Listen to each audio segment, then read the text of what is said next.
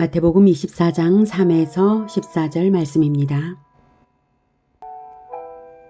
예수께서 감람산 위에 앉으셨을 때에 제자들이 조용히 와서 이르되 우리에게 이르소서 어느 때에 이런 일이 있겠사오며 또 주의 임하심과 세상 끝에는 무슨 징조가 있사오리이까. 예수께서 대답하여 이르시되 너희가 사람의 미혹을 받지 않도록 주의하라.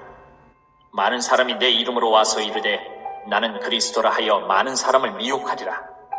난리와 난리 소문을 듣겠으나 너희는 삼가 두려워하지 말라. 이런 일이 있어야 하되 아직 끝은 아니니라. 민족이 민족을, 나라가 나라를 대적하여 일어나겠고 곳곳에 기근과 지진이 있으리니 이 모든 것은 재난의 시작이니라. 그때에 사람들이 너희를 환난에 넘겨주겠으며 너희를 죽이리니 너희가 내 이름 때문에 모든 민족에게 미움을 받으리라. 그때에 많은 사람이 실족하게 되어 서로 잡아주고 서로 미워하겠으며 거짓 선지자가 많이 일어나 많은 사람을 미혹하겠으며 불법이 성함으로 많은 사람의 사랑이 식어지리라. 그러나 끝까지 견디는 자는 구원을 얻으리라. 이 천국 복음이 모든 민족에게 증언되기 위하여 온 세상에 전파되리니 그제야 끝이 오리라. 사랑하는 형제 여러분, 1월 7일 목요일 저녁 묵상에 오신 것을 환영합니다. 예수님의 고난주간 화요일 행적 중 종말의 징조에 대한 예언입니다. 어제 성경 예언의 복합성에 대하여 미리 말씀드렸는데요. 24장의 예언이 1차적으로는 예루살렘 멸망 예언이지만 종말과 재림 예언이기도 하거든요. 그래서 이해를 쉽게 하시도록 어제 성경 예언의 복합성을 알려드렸습니다. 제자들이 예수님께 물었죠. 어느 때에 이런 일이 있겠사오며 또 주의 임하심과 세상 끝에는 무슨 징조가 있사오리까? 이 질문에 대하여 답하시는데요. 당시의 제자들은 물론 재림 때까지 모든 그리스도인들이 재난 시기에 올바른 지침을 가질 수 있도록 복합적인 예언을 주십니다. 성경 예언들이 모두 일반적으로 복합성을 가진 것처럼요. 4, 5절 예수께서 대답하여 이르시되 너희가 사람의 미혹을 받지 않도록 주의하라. 많은 사람이 내 이름으로 와서 이르되 나는 그리스도라 하여 많은 사람을 미혹하리라. 첫째 징조는 사람의 미혹입니다. 미혹에 대한 지침은 미혹받지 않도록 주의하는 것입니다. 이 예언의 당시적 의미를 확인해야겠죠. 그 당시 어떤 미혹자들이 있었는가 하면요. 도시데우스, 시몬 마가스 등이 자칭 그리스도라고 가장하여 사람들을 미혹했다는 역사적 기록이 있고요. 예루살렘 성전 파괴 이후에도 바르코흐바의 반란 사건이 있었습니다. 미혹이라는 말의 의미는 속이다, 잘못 인도하다입니다. 진리가 아닌 것을 진리인 것처럼 가르치는 것이 미혹입니다. 미혹받지 않도록 주의하기 위해서는 어떻게 해야 하겠습니까? 성경의 진리에 굳건히 서서 주의하라가 대응 지침입니다. 성경에서 그리스도의 진리를 배우고 진리에 굳건히 서는 것이 중요하겠습니다. 성경에서 진리를 배우지 못하면 미혹당하기 쉬운데요. 그 이유는 미혹하는 자가 예수님의 이름으로 다가오고 자기를 그리스도라고 하기 때문입니다. 그래서 진리를 근거로 하는 분별력을 가져야 자신과 공동체를 지킬 수 있습니다. 6, 7, 8절 난리와 난리 소문을 듣겠으나 너희는 삼가 두려워하지 말라. 이런 일이 있어야 하되 아직 끝은 아니니라. 민족이 민족을, 나라가 나라를 대적하여 일어나겠고 곳곳에 기근과 지진이 있으리니 이 모든 것은 재난의 시작이니라. 둘째 징조는 전쟁과 기근과 지진입니다. 대응 지침은 두려워하지 말고 소망을 품으라입니다. 소망을 품으라는 말이 어디 있냐고요? 아까 재난의 시작이란 말 속에 함의되어 있습니다. 우선 전쟁과 기근과 지진이 예수님 예언대로 당시에 있었고요. 기록되어 근거들로 남아 있습니다. 예루살렘 성이 함락되기 전까지 유대인은 크고 작은 전쟁이 끊이지 않았습니다. 또한 당시 기록들에 의하면 예루살렘 멸망 전 곳곳에서 기근과 지진이 있었다고 전해주고 있습니다. 기근이 예루살렘 성에 심각하여서 심지어 엄마가 자기 아기를 잡아먹은 사건이 기록으로도 남아 있습니다. 이런 일들이 하나님의 뜻은 아니지만 하나님의 섭리 아래 허용된 것이기에 발생하는 것입니다. 그러므로 성도들이 두려워할 것이 아닙니다. 하나님이 섭리하실 때에 하나님의 자녀들에 대해 고려하지 않으시겠습니까? 하나님은 자기 자녀들을 독수리 날개로 보호하시는 분이십니다. 하나님의 섭리 안에 있으니 두려워하지 마시기 바랍니다. 두려워하지 말아야 할 둘째 이유는 전쟁, 기근, 지진 등이 정말 그 자체가 아니라 재난의 시작일 뿐이기 때문입니다. 세상의 종말은 오직 그리스도의 재림으로 완성되는 것입니다. 고린도전서 15장 24절에 그 후에는 마지막이니 그가 모든 통치와 모든 권세와 능력을 멸하시고 나라를 아버지 하나님께 바칠 때라. 그가 즉 예수님께서 모든 능력, 모든 것을 멸하시고 세상적인 모든 것을 멸하시고 하나님께 나라를 바칠 때 그것이 마지막이다 라고 하는 것입니다. 재난을 넘어서 재림이 있습니다. 출산의 고통이 있어야 출산이 있듯이 말입니다. 출산을 간절한 소망으로 바라는 산모는 죽음의 산고를 거뜬히 이겨내는 것입니다. 그리고 출산 후에는 행복만이 있는 것이죠. 재림 후에는 그때는 마지막이라는 것입니다. 재림 후에는 더 이상의 고통은 없다. 네, 성도는 재림을 소망으로 바라는 자들입니다. 그러므로 어둠이 깊을수록 새벽이 가까운 줄을 알고 마음의 소망을 잃지 말아야 합니다. 그러므로 두려움을 물리치고 소망을 품으라고 주님께서 명령하시는 것입니다. 9절 그때의 사람들이 너희를 환난에 넘겨주겠으며 너희를 죽이리니 너희가 내 이름 때문에 모든 민족에게 미움을 받으리라. 그때에 많은 사람이 실족하게 되어 서로 잡아주고 서로 미워하겠으며 거짓 선지자가 많이 일어나 많은 사람을 미혹하겠으며 불법이 성함으로 많은 사람의 사랑이 식어지리라. 그러나 끝까지 견디는 자는 구원을 얻으리라. 셋째 징조는 박해와 배교입니다. 대응 지침은 믿음을 지켜 끝까지 견디라입니다. 기독교 박해의 신뢰들은 초대교회부터 이미 신약 성경에 많이 기록되어 있고 그리고 지금도 세계 곳곳에서 벌어지고 있으며 최근에는 우리 사회에서도 가까이 다가오고 있는 것을 느끼게 됩니다. 개인에 따라서는 사회적 분위기와 무관하게 심한 박해를 겪는 경우들도 있습니다. 예수님은 드러내어 말씀하십니다. 9절에 너희를 죽이리니 실제로 예루살렘 멸망 전에 많은 예수 제자들이 순교를 당했습니다. 너희가 내 이름 때문에 모든 민족에게 미움을 받으리라는 것입니다. 실제로 로마인들은 기독교인들을 매우 증오했는데요.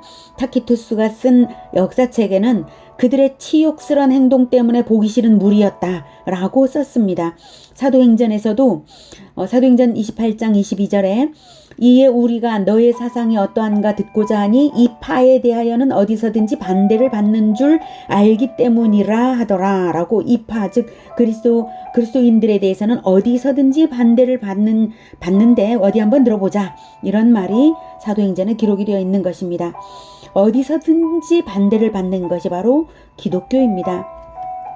그때에 많은 사람이 실족하게 되어 서로 잡아주고 서로 미워하겠으며 박해 상황은 배교와 분열을 일으킵니다. 당시 역사가 타키토스의 책에는 처음에는 자신들이 신자라고 고백하는 사람들이 붙잡혔다. 그리고 나서는 그들이 정보를 제공함으로써 다른 많은 사람들이 붙잡혀오게 되었다라고 쓰고 있습니다. 이렇게 해서 거짓 선지자가 또한 많이 일어나 많은 사람을 미혹하겠으며 극도의 혼란과 불안이 팽배할 때는 가장 심각한 문제는 그럴 때 바로 거짓 선지자의 발응입니다. 예루살렘 멸망 직전에 극도의 혼란과 불안이 엄습할 때에 백성들에게 자기가 구원을 보장하겠다고 나서는 거짓 선지자들이 다수 등장했고 많은 백성들이 그들을 추종했다고 역사가 요세푸스가 기록했습니다. 그런데 11절은 방금 4, 5절에 이미 하신 말씀의 반복이죠. 다시 반복하시는 이유가 무엇이겠습니까? 4, 5절 다시 보죠. 예수께서 대답하여 이르시되 너희가 사람의 미혹을 받지 않도록 주의하라. 많은 사람이 내 이름으로 와서 이르되 나는 그리스도라 하여 많은 사람을 미혹하리라. 이렇게 반복하고 있습니다. 바로 거짓 선지자의 미혹을 받지 않는 것이 말세에 멸망을 당하지 않을 핵심 비결이기 때문에 강조하시는 것입니다. 몸이 고난 가운데 빠지는 것은 영생에 지장 없지만 영혼이 거짓에 빠지면 그것은 가망이 없지 않겠습니까? 한편 초대교회의 거짓 선지자는 교회 공동체에 잠입해서 거짓을 진리로 왜곡하고 진리를 희석시키는 일을 했습니다. 이 점이 우리가 정신을 똑바로 차리지 않으면 안 되는 부분입니다. 왜냐하면 거짓 선지자는 거짓 형제이기 때문입니다. 그래서 사도 바울은 이렇게 경계와 당부를 했습니다. 사도행전 20장 30에서 34절에 또한 여러분 중에서도 제자들을 끌어 자기를 따르게 하려고 어그러진 말을 하는 사람들이 일어날 줄을 내가 아노라. 여러분 중에서 그 성도 가운데서 거짓 선지자가 일어난다는 것을 안다는 것입니다. 31절 그러므로 여러분이 일깨어 내가 3년이나 밤낮 쉬지 않고 눈물로 각 사람을 훈계하던 것을 기억하라. 네, 바울이 죽음을 각오하고 떠나면서 에베소 교회에 주는 고별 설교의 내용입니다. 교회 내에 지도자의 모양새로 일어나는 사람 중에 거짓 선지자가 있다는 것이죠. 그래서 그에 속지 않도록 3년 동안 밤낮 쉬지 않고 눈물로 성경을 가르쳤다는 것입니다. 바울은 거의 매일 성경을 가르치는 일을 했습니다. 성경의 진리에 굳건하게 서는 것만이 거짓에 속지 않는 방법입니다. 현대의 교회들에도 거짓 선지자는 있다는 것을 미루어 짐작할 수 있습니다. 32절 지금 내가 여러분을 주와 및 그 은혜의 말씀에 부탁하노니 그 말씀이 여러분을 능히 든든히 세우사 거룩하게 하심을 입은 모든 자 가운데 기업이 있게 하시리라. 자, 그 말씀이 여러분을 능히 든든히 세우사 그 말씀이 그리고 기업이 있게 하시리라. 오직 말씀이 진정한 믿음을 든든하게 하고 장차 천국의 기업 역시 진리의 올바른 터 위에만 세워지는 것입니다. 33절 내가 아무의 은이나 금이나 의복을 탐하지 아니하였고 여러분이 아는 바와 같이 이 손으로 나와 내 동행들이 쓰는 것을 충당하여 사도 바울이 이렇게 사례비도 받지 않고 자기 자신의 노동으로 자기와 자기 동행의 생계까지 감당한 이유가 무엇이겠습니까? 그것은 거짓 선지자들의 목적이 바로 금전적인 이득에 있기 때문에 분명한 차별화를 바울 스스로 한 것입니다. 로마서 16장 18절에도 이 같은 자들은 즉 거짓 선지자들이죠. 이 같은 자들은 우리 주 그리스도를 섬기지 아니하고 다만 자기들의 배만 섬기나니 교활한 말과 아첨하는 말로 순진한 자들의 마음을 미혹하느니라. 그래서 바울 자신뿐만 아니라 자기 동행 즉 자기 제자들 역시 바울의 모범을 따라 교회로부터 어떤 재정적인 것을 바라지 않게 하기 위하여 자기 손으로 자기와 자기 동행들이 쓰는 것을 충당하는 노동을 했던 것입니다. 교회의 성도들이 아직 미성숙하여서 거짓 선지자의 말을 듣고 미혹당할 수 있기 때문에 그럴 때에 바울의 청렴과 거짓 선지자의 물욕을 비교해보고 분별할 수 있도록 한 것입니다. 그래서 저도 교회로부터 사례비를 받지 않습니다. 저의 남편이 저를 경제적으로 충분히 책임지고 있고 또 저의 남편의 뜻이 그렇습니다. 그래서 저로서는 사례비를 안 받는 것이 어렵지도 않은 일입니다만 저의 이러한 모범이 저의 후배 목사들에게도 본받아지기를 저는 바라고 있습니다. 한 번만 아니라 대대로 그렇게 본받아지기를 바랍니다. 목사의 희생 정신이 있어야 교회가 세워져 가는 것입니다. 목사 한 사람을 세우기 위해 목회자 가정이 사랑과 희생으로 서야 하는 것입니다. 그렇다고 해서 교회 공동체가 목회자의 궁핍함을 모른 척해서는 안 될 것입니다. 목회자의 생계는 안정되어 있어야 목회가 안정되므로 그것은 교회의 중직들이 알아서 챙겨야 하는 도리입니다. 아무튼 중요한 것은 교회가 흔들림 없이 성경의 진리에 굳건하게 서도록 목회자는 생계까지도 주님께 전적으로 의지하여 거짓 선지자들의 행태와 분명한 차별성을 가져야 한다는 것입니다. 12절 불법이 성함으로 많은 사람의 사랑이 식어지리라. 이 불법은 11절에 이어진 맥락입니다. 거짓 선지자가 일어나 비진리를 성하게 한다는 것이죠. 그래서 결과적으로 종교 행위는 무성하지만 이웃사랑은 식어집니다. 사랑이 율법의 완성이라 하셨는데 불법이 성하니 사랑이 식어질 수밖에 없습니다. 교회에 전반적으로 사랑이 식어진다면 분명히 강단에서 가르치는 내용에 문제가 있을 것입니다. 저는 그렇게 생각합니다. 13절 그러나 끝까지 견디는 자는 구원을 얻으리라. 끝까지 견디는 것이 어떻게 견디는 것일까요? 그저 가만히 있는 것을 말하는 것이 아닙니다. 본래의 믿음, 소망, 사랑을 잃지 않고 지키는 것이죠. 믿음이 있으면 언약에 따른 소망을 잃지 않는 것이고 소망이 있으면 사랑을 하게 되어 있습니다. 언약 공동체를 꿈꾸는데 어떻게 언약 공동체, 천국 공동체인 대상들을 사랑하지 않을 수 있겠습니까? 끝까지 견디는 자는 구원을 얻는 인내를 끝까지 견지하는 자입니다. 믿음, 소망과 사랑, 이 세 가지로 통합된 온전한 신앙을 끝까지 견지하는 자는 구원을 얻습니다. 이 말씀의 당시적 의미를 말한다면 실제 예루살렘 멸망 때에 유대교의 많은 지도자들과 백성들이 죽었지만 대부분의 그리스도인들은 목숨을 건진 것이 역사에 기록되어 있습니다. 구체적인 것은 16절을 볼 때 확인하겠습니다. 중요한 것은 믿음과 소망과 사랑을 견지하는 공동체에게 하나님은 그 어떤 재난 상황에서도 섭리로서 피할 길을 내시며 보호하신 것입니다. 14절 이 천국 복음이 모든 민족에게 증언되기 위하여 온 세상에 전파되리니 그제야 끝이 오리라. 넷째 징조는 모든 민족에게 복음 전파입니다. 대응 지침은 복음의 증인이 되라입니다. 넷째 징조가 가장 의미 깊습니다. 왜냐하면 박해가 강해질수록 복음이 소멸되는 것이 아니라 모든 민족에게 전파될 것이 분명하다는 것이며 복음의 증인으로 살겠다고 나선 자들은 결코 패배가 없기 때문입니다. 복음의 증인으로 나선 자들은 그 어떤 두려움도 물리치고 승리합니다. 모든 민족, 증언이라는 단어의 의미를 깊이 생각해 보시기 바랍니다. 먼저 증언이란 법정 용어입니다. 즉 최후의 심판에 대비하여서 주님께서 복음의 전파를 모든 민족에게 퍼뜨리신다는 뜻입니다. 최후의 심판에서는 두 개의 결과로만 대별될 뿐입니다. 영벌과 영생입니다. 그 최후의 심판에서 1점의 오차도 없이 정확무오한 심판을 하기 위해서 복음을 전파하시는 것입니다. 그러므로 복음의 증인으로 나가는 자들은 심판주 되신 주님의 대사로서 세상으로 파송된 자들인 것입니다. 심판주의 전권을 등에 업고 나가는 자들인 것입니다. 두려움에 물러설 리가 없죠.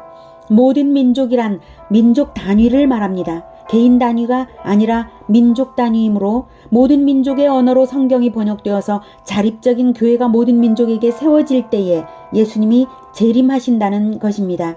그러므로 지구상의 모든 민족 단위의 언어들 중에 성경 번역이 얼마나 완성되어 가고 있는가 하는 것은 최종 재림의 때를 미루어 짐작하는 결정적인 표지가 됩니다. 그래서 세계 기독교 단체들이 그것을 체킹하고 있는데요. 세계 성서 공회 연합회가 발표한 2019년 말 자료에 의하면 총 7,359개의 세계의 언어 중 성경 번역 현황을 보면 성경 전서가 694개의 언어로 번역되었고 신약 전서는 1,542개, 단편 성서는 1,159개, 그리고 3,964개의 언어는 아직도 번역된 성서가 없는 상태입니다.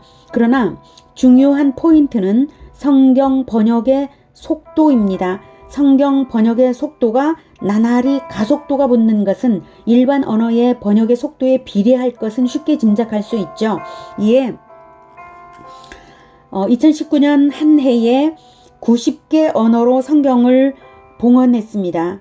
2020년 현재 860개 성경 번역 프로젝트가 진행 중에 있습니다.